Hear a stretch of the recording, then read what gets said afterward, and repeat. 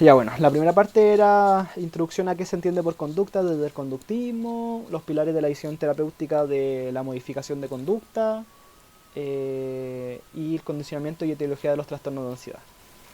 Esta parte es la parte de los dos procesos, así que la voy a explicar desde el principio, ¿ya? Lo que nos dice este modelo en el fondo es nos intenta responder la forma y los mecanismos a la base por la cual podemos adquirir trastornos de ansiedad y miedo en general. ¿Ok? Esa es un poco como la pregunta que se hace. Entonces nos dice que estos trastornos de ansiedad o el miedo en general se adquieren vía aprendizaje. ¿Ok?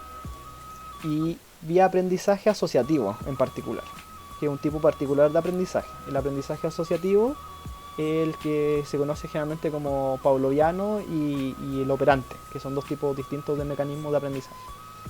Entonces, en los dos procesos nos dicen que hay una primera fase en donde uno adquiere la respuesta condicionada de miedo.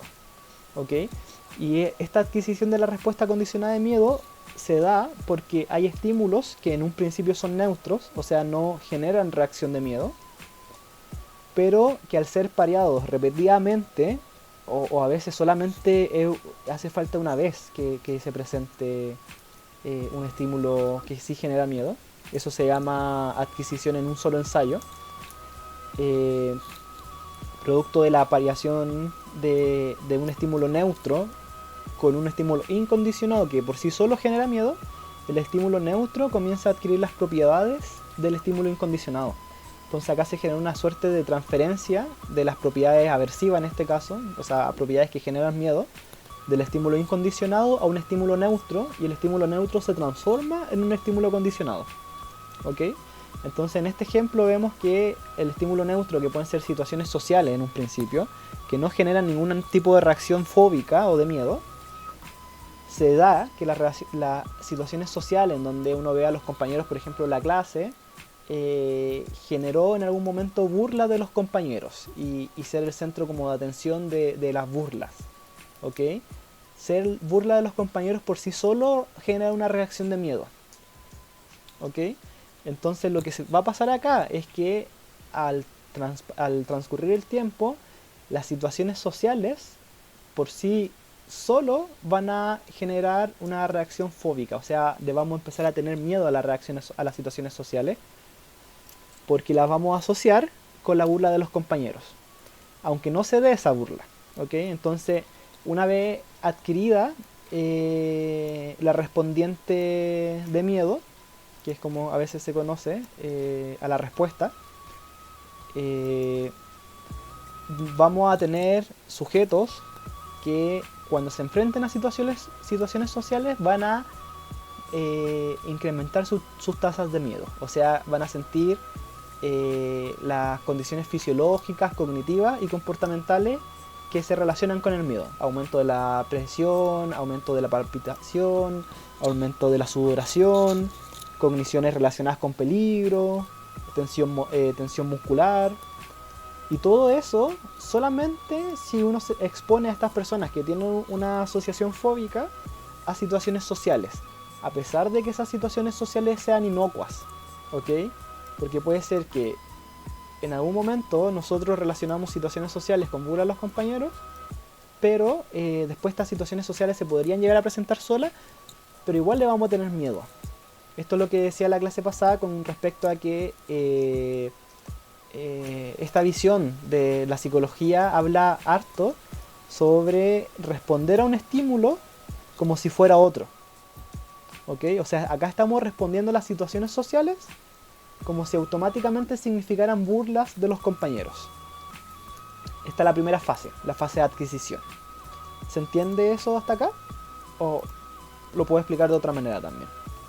Esto es importante porque esto básicamente es lo que se le está pidiendo en el trabajo que está en el aula. ¿Ok? Entonces, en esta primera fase de adquisición, la persona va a tener una conducta de fobia hacia las situaciones sociales. Y esto va a llevar a un segundo momento en donde la persona va a evitar las situaciones sociales.